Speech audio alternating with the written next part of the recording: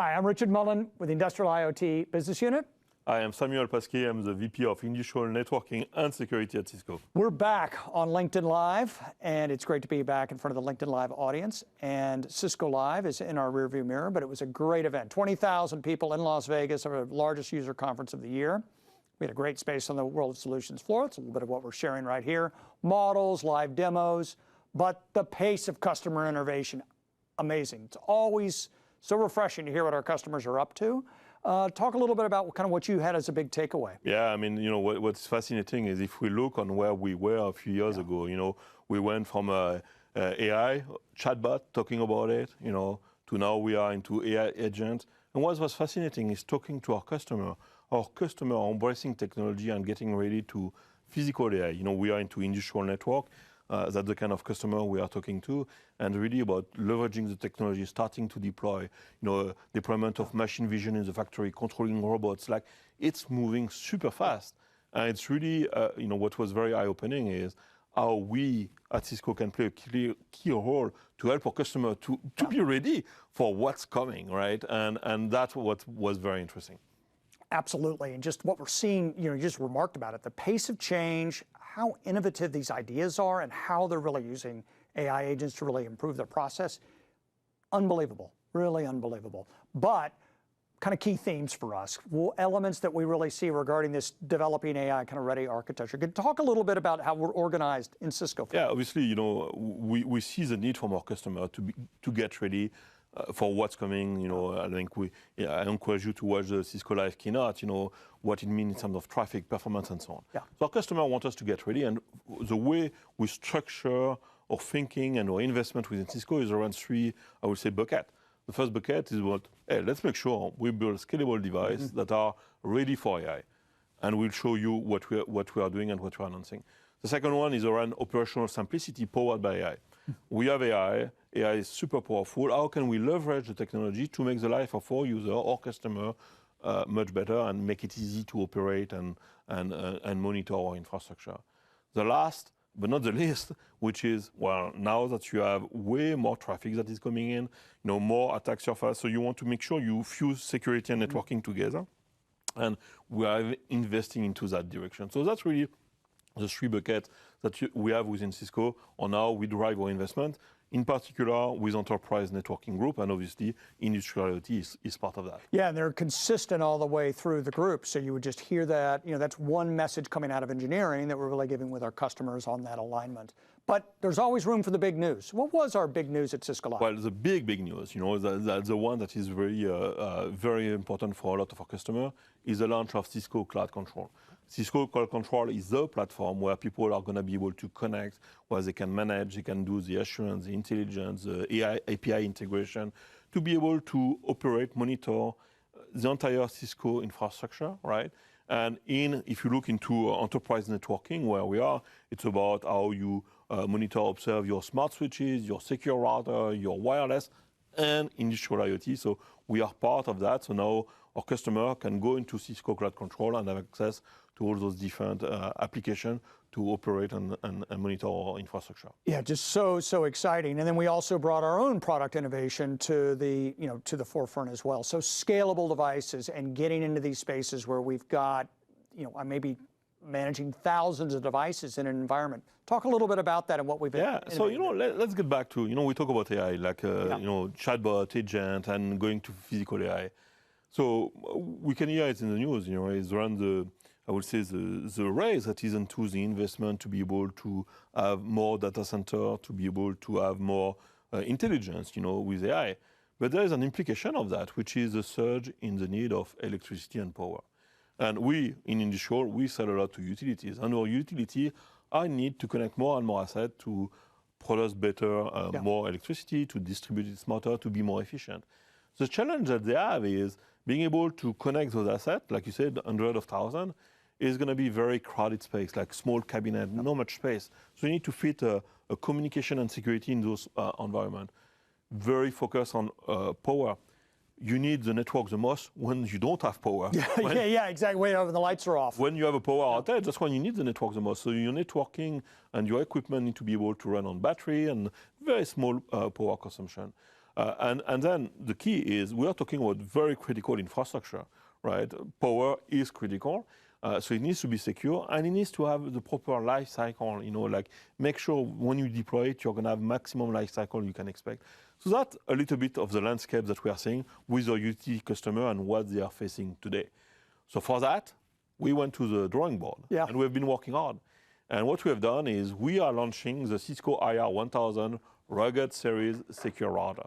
We are very excited about it. First thing first, it's small. Yeah, I think it's half the height of the 1101, which is another signature product for us. Exactly. So it's very small, looking very good. And the most important is ultra compact, ultra low power, less than 5 watts. That's really the engineering effort that goes behind to make sure we fit everything into that budget. That power envelope is actually amazing. It's security built in, right? So it's like when we talk about security fused into the network. It's legacy proof. By that I mean, hey, you want to connect those legacy assets that have serial port, RS 232, 485, and at the same time you want to be future proof. You want to have some sort of modularity to make sure you can plug whatever you will need to plug. So that's really what we are launching. So it comes into 2 flavors, the 1001 and 1005. The 1005 is even more advanced with more functionality on the security side. Yeah, and SD-WAN capability on that 1005 piece, which we're seeing in that market move as well. But one of the key tenets that we have in our product portfolio is around modularity and this ability of being able to swap into what really works for at the use case that you have. We built modularity into this. You can talk a little bit about the 1001 and what we need to do as far as 5G and how we can kind of work with 5G in our SCADA network, for example. You saw what I said. The key is we want the life cycle, but we want the low power.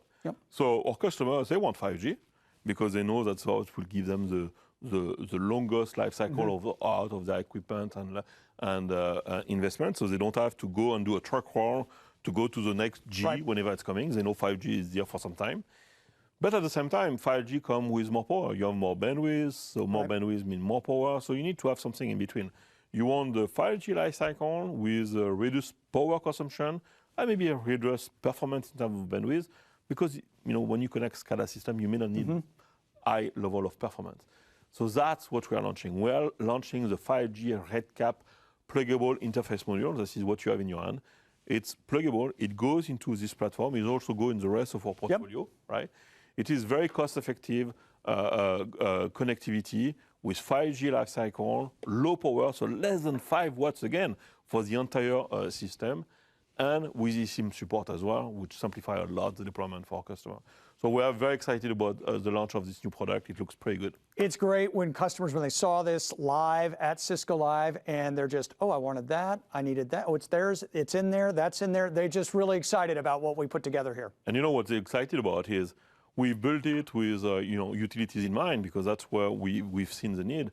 But the reality is this product has use case along a plethora, bunch of different industry, from utilities to rail to roadways, connect those cabinets that you see along the freeway in the intersection, to machine builder, a machine, you want to bring connectivity to a machine in a secure way. This is so small that you can go and plug it into the machine, install it in the machine, and you can get that. So very excited about that. And last but not the least, I have to mention, this is an extension of the portfolio. You talk about our IR1101, that has been a fantastic product and is like very, very successful with very, very large deployment. This is a small brother of the 1101, right? So it's really an extension, and you can see the full lineup, the full family of our industrial router, and the 5G RedCap pluggable can be plugged in any of those products, by the way.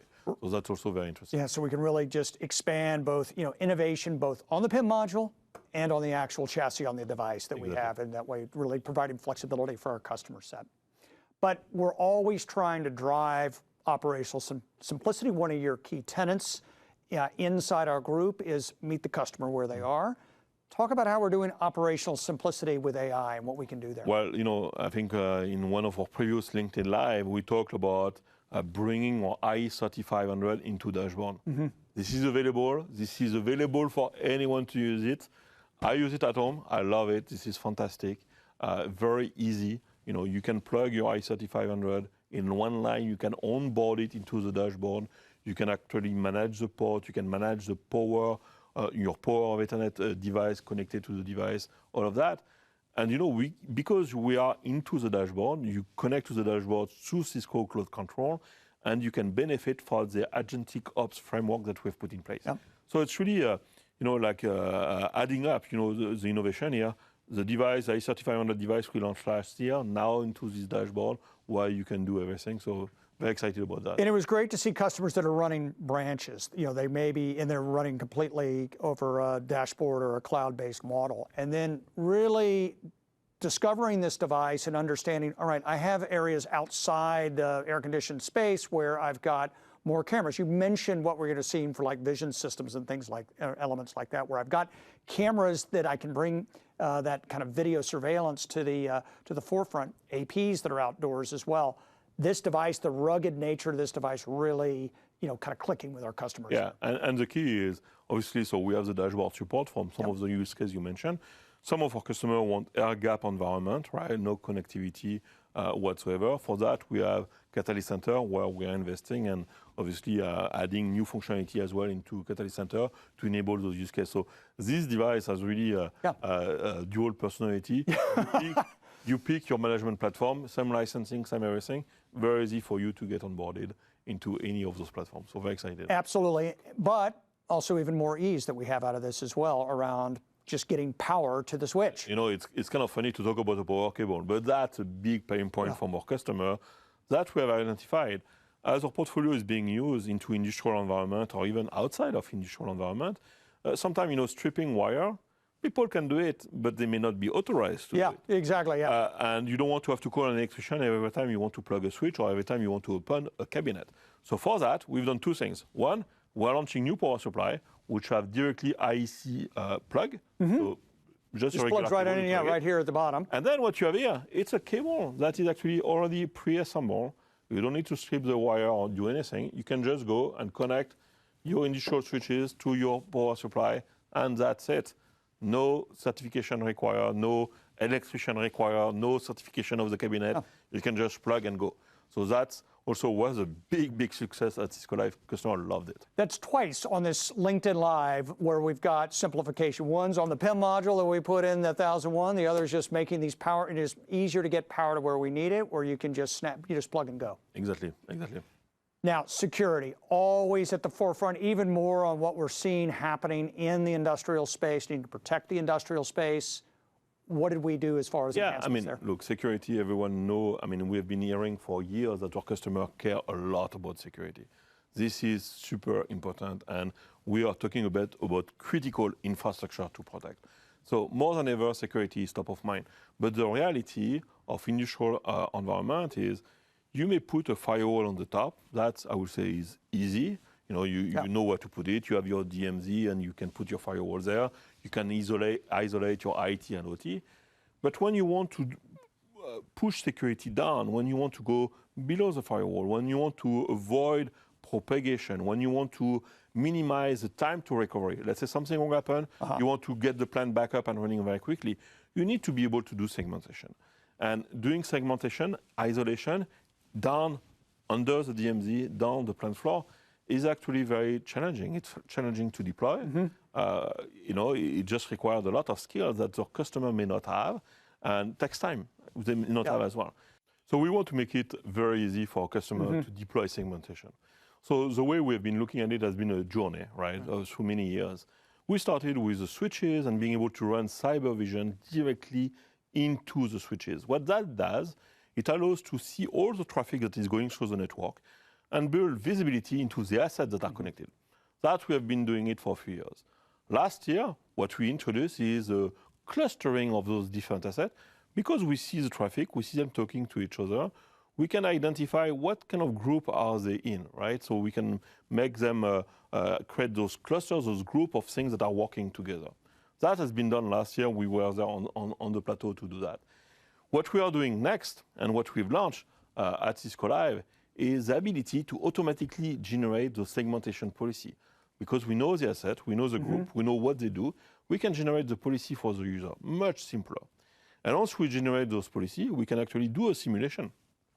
The traffic will continue to go through the network. the traffic goes to CyberVision, the flow, so we can simulate what the policy will do on the network. So the idea is the customer can really build trust in, hey, the policy I'm going to put in place, what happened over a month of traffic? Will it break something? Will something stop working? That's what they really want. So that's what we have built, the policy generation, segmentation policy generation, the simulation part, and where we are going next into the monitoring and enforcement. So we build a network with a chipset ready to go to be able to do the enforcement, and that will come very soon. We'll be back to talk about it. Well, chasing this segmentation and making that so much easier is it's important for our customers. Richard, wait a minute. What do you? Let's do a demo. I think. Wait, we're on live at LinkedIn Live there. I think we. No. Please stop. Let's do it. Let's show it. Let me show you. I have an amazing story. Okay. If you insist. So I'm Samuel Pasquier, and let's pretend for a minute that I have a baking factory, Maison Pasquier. Okay. And Maison Pasquier is baking cookies. And here is my challenge. One batch of cookies was burned, and no one likes burnt cookie. We need to fix that. So here is the blueprint of my factory. I have different cells, in my factory, where I have the ingredient handling, where I get the eggs, the flour, everything I need for that. The dough handling, the baking, the cooling, the packaging, the shipping, all those are different Just all the processes you've got all set up there. Different cells in the factory, all managed by the line control. Okay. Easy. What I realized is that one of my batch that was overburned, the baking or the oven settings were changed. Somebody's getting in there just monkeying with the controls a little bit. That's not good. So we need to do something about it. So let's see what CyberVision can do. Obviously, I've been deploying industrial Ethernet switches from Cisco. I love it. I deploy CyberVision. So CyberVision, I've been able to look at the different assets and do the auto grouping. So here, if I look into bakings, that's my baking group. It can show me the different device that we was able to identify. Okay. If it's a Rockwell device, the kind of information that it is and so on. That's what we can do, identify the asset and do the grouping. What we are launching now is that it can automatically generate the segmentation rules. So as the traffic goes through the network, goes through the switches, it goes into CyberVision. And CyberVision here, for example, can tell me that, hey, you may need to update your policy for between baking and line control. And when I click on it, it tells me that I have OPC UA traffic that is going back and forth between those two. Okay. So it's just monitoring and now making intelligent suggestion here and saying, take a look at that. And it's fair to say, most likely OPC UA is something I want to authorize. So I can accept this one.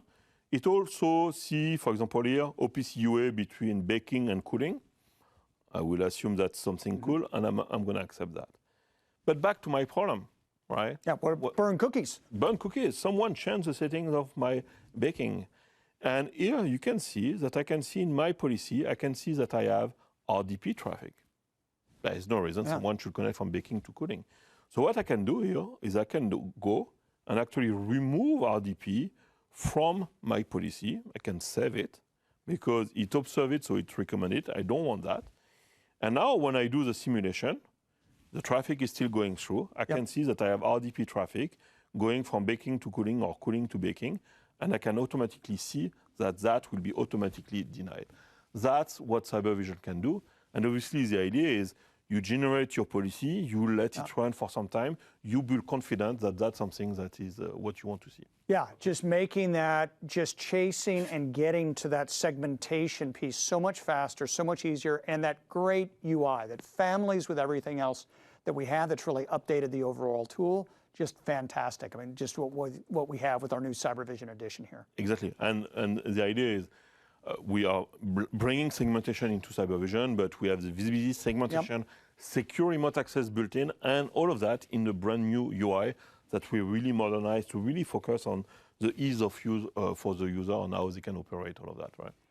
That's a lot that we brought with the Cisco Live. And just kind of a recap of everything that we have is first on the scalable devices.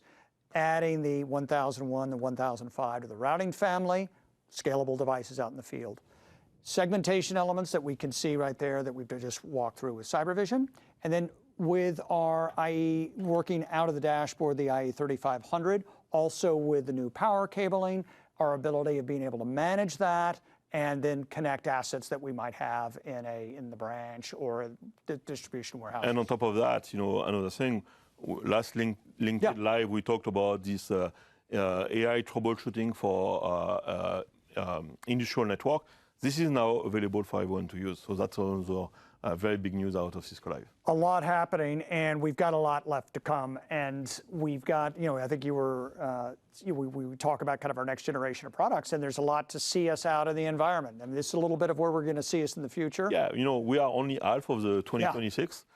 There is 6 more months to come. There is way more that we have in our bag that we want to go and launch. And we are going to be at several events around the world where we can go and meet our customer and be able to exchange, get feedback, show what we are doing. And I believe they can contact us, Richard. Yeah, absolutely. Just snap the QR code there, and then with the contact us. Follow us on LinkedIn. You found us on LinkedIn Live. Follow us on LinkedIn Live. That way we can communicate with you. And as you just mentioned, getting the feedback from the customer is so important to what goes into the next thinking of our products and as we design that. So just, again, so happy to have you. Thanks for joining us on LinkedIn Live. A lot of exciting innovation, but we'll see you next time. And thank you for watching. See you in 2026 or 2027. Indeed.